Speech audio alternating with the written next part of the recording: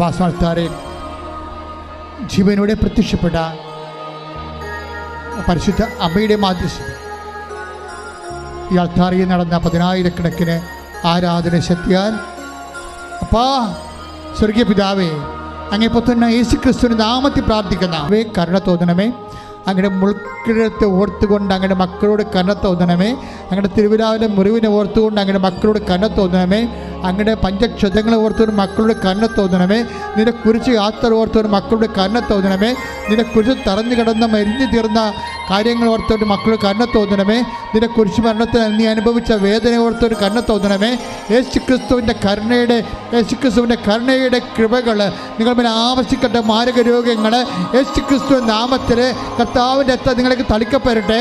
പാപത്തെ മോചിപ്പിക്കുന്ന കർത്താവിൻ്റെ രക്തം നിങ്ങൾ തളിക്കപ്പെടട്ടെ. മാരക രോഗങ്ങൾ, തീരാവ്യാധികൾ, സൃഷ്ടികൾ യേശുക്രിസ്തു നാമത്തിൽ, ക്യാൻസർ മാറുക യേശുവിന്